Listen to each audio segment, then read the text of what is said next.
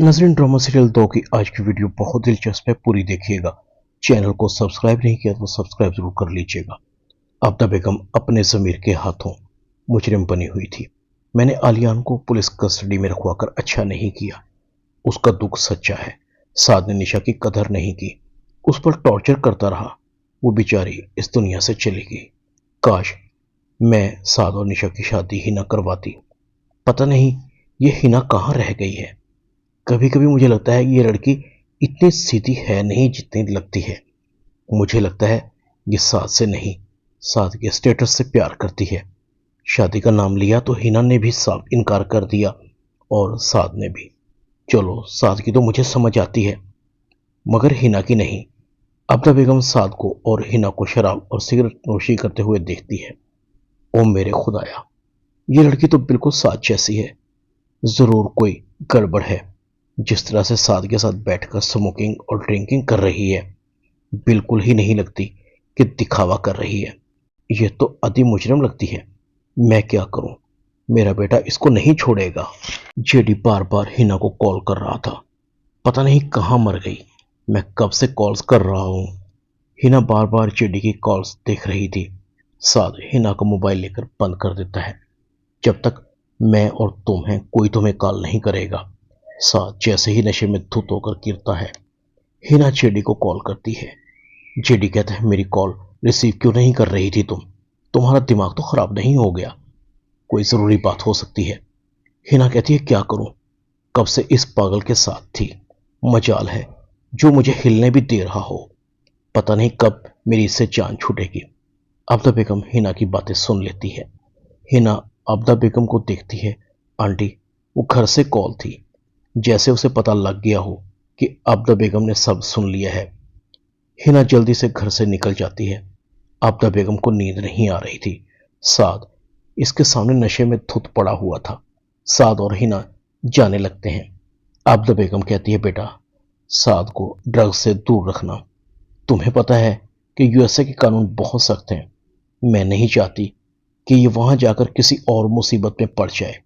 हिना दिल ही दिल में कह रही थी, आप बेफिक्र हो जाइए, मैं आपके पागल बेटे का पूरा ख्याल रखूंगी। जेडी हिना को कहता है, जितना जल्दी हो सके प्रोजेक्ट पूरा करने के बाद दुबई आ जाना, मैं वहां पर तुम्हारा इंतजार करूंगा। हिना कहती है, मुझे डर लग रहा है। अब्दा बेगम को मुझ पर शक सा हो रहा है। जेडी कहता है, वो वहां तक सोच भी नहीं सकती जहां हम सोच रहे हैं। वैसे साद इतना भी दूध का धुला हुआ नहीं, पैदाइशी क्रिमिनल है। बस एक बार हमारा काम हो जाए। साद और हिना यूएसए जाने लगते हैं। एयरपोर्ट पर पहुंचते हैं। अब्दा बेगम का दिल धड़क रहा था, जैसे उसे लग रहा हो कि कुछ बुरा होने वाला है। साद के बैग की चेकिंग होती है। साद के बैग से मुनशात के पैकेट मिलते हैं। साद उन पैकेट को देखकर हैरान होता है। सिक्योरिटी ऑफिसर पूछता है, ये बैग आपका है? साद कहता है, हाँ, ये बैग मेरा है। साद हिना की तरफ देखता है। हिना माल को पकड़ा हुआ देखकर एयरपोर्ट से भागने लगती है। साद कहता है, हिना ये क्या है? मगर हिना तेज कदमों से निकल जाती है। सिक्योरिटी ऑफिसर साद को गर्दन से पकड़ लेता है। चलो बच्चू, बताओ ये काम कब से कर रहे हो? अब तो तुम्हें फांसी लगेगी, लंबी सजा होगी। साद कहता है, छोड़ो मुझे, मैंने कुछ नहीं किया। ये बैग तो उस लड़की का था जो मेरे साथ थी। इंस्पेक्टर कहता है, हाँ हाँ, हमें सब पता है। पकड़े जाने के बाद हर मुजरिम यही कहता है, अब तो तुम्हारे खिलाफ पर्चा कटेगा। हिना एयरपोर्ट से निकलते हुए घबराई हुई थी। जेडी को कॉल करती है, हमारा माल पकड़ा गया है, सिक्योरिटी ने साद को गिरफ्तार कर लिया है, मैं बड़ी मुश्किल से यहां से निकल रही हूं। जेडी कहता है, अच्छा किया तुमने, फिलहाल कहीं और चली जाओ और नंबर बंद कर देना। जेडी अपने सर पर हाथ मारता है, सब गड़बड़ हो गई। इधर आबदा बेगम शुक्र अदा कर रही थी, अब तक तो जहाज जा चुका होगा। अब मैं आलियान को भी रिहा करवा देती हूँ। आबदा बेगम आलियान को रिहा करवा देती है। आबदा बेगम कहती है, मैंने जो कुछ किया तुम्हारी सेफ्टी के लिए किया। अगर तुम साद को या साद तुम्हें नुकसान पहुंचा देता तो दोनों सजा काटते।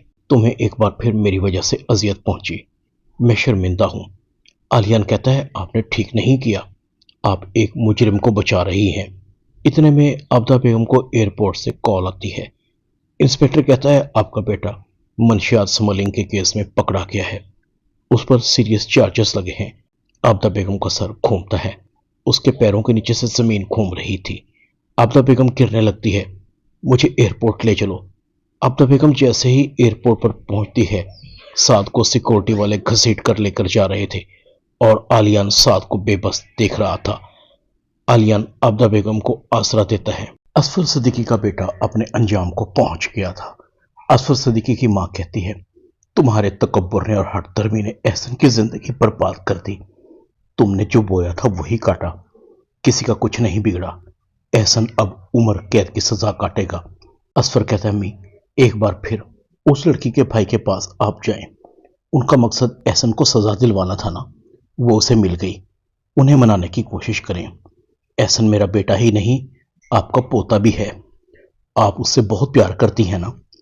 اسفر صدیقی کی ماں کہتی ہے میں پہلے وہاں جا کر بہت ذلیل ہو چکی ہوں، اور شکر ہے کہ وہ لوگ نہیں مانے جو تمہاری گندی سوچ تھی، اس کے بعد تو شاید میں خود کا سامنا بھی نہ کر سکتی۔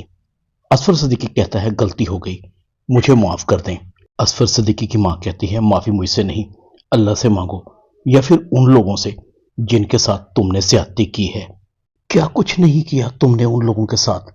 مجھے سب پتا ہے، پہلے ان کے گھر پر پتھراؤ کروایا اور پھر عاصم کا ایکسیڈنٹ کروا دیا۔ میں انجان نہیں، مگر مجھے بہت افسوس ہے کہ میں تمہاری تربیت اچھی نہیں کر سکی۔ اسفر صدیقی کی آنکھوں میں آنسو تھے۔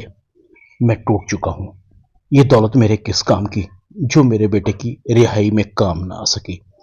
اسفر صدیقی کی ماں کہتی ہے تم خدا کو بھول چکے تھے، چلے جاؤ یہاں سے، میں تمہاری شکل نہیں دیکھنا چاہتی۔ تمہاری وجہ سے مجھے بڑھاپے میں شرمندگی کا سامنا کرنا پڑا ہے۔ ادھر الماس بیگم کو احسن کو سزا ملنے پر بالکل بھی خوشی نہیں تھی۔ جب سے یہ نیہا کی بچی اس گھر میں آئی ہے، اس نے سب کو اپنے شیشے میں اتار لیا ہے، پوری جادو کرنی ہے۔ کاش میری امبر اور سنبل کے ساتھ اتنا کچھ نہ ہوا ہوتا، اس لڑکی کو تو میں کب کی عاصم کی زندگی سے باہر نکال کر پھینک چکی ہوتی۔ میں اپنے دشمنوں کو بھولتی نہیں، قبر تک ان کا پیچھا کرتی ہوں، پہلے اس عالیان کے بچے کو کال کوٹڑی میں سڑا لوں۔ سارا خرابہ اس نے مچایا ہوا ہے، اس کی وجہ سے میں اپنے بچوں کے سامنے ذلیل ہوئی ہوں، کوئی میری عزت نہیں کرتا۔ ویسے آپدہ چاہتے ہوئے مجھے اچھی خاصی رقم دے گئی ہے، وہ کب کام آئے گی؟ وہ عالیان کو سزا دلوانے میں کام آئے گی۔ الماس بیگم کے چہرے پر زہریلی سی مسکراہٹ آتی ہے۔ دوسری طرف نیہا سنبل کو کہتی ہے تم بھی ہمت پکڑو۔ امبر نے ہمت پکڑی تو احسن کو سزا دلوانے میں کامیاب ہو گئی، اور مجھے یقین ہے تم بھی ایک نہ ایک دن عالیان کی محبت کو پانے میں کامیاب ہو جاؤ گی۔ ڈرامہ دو میں اتنا ہی، چینل کو سبسکرائب کر دیں، شکریہ۔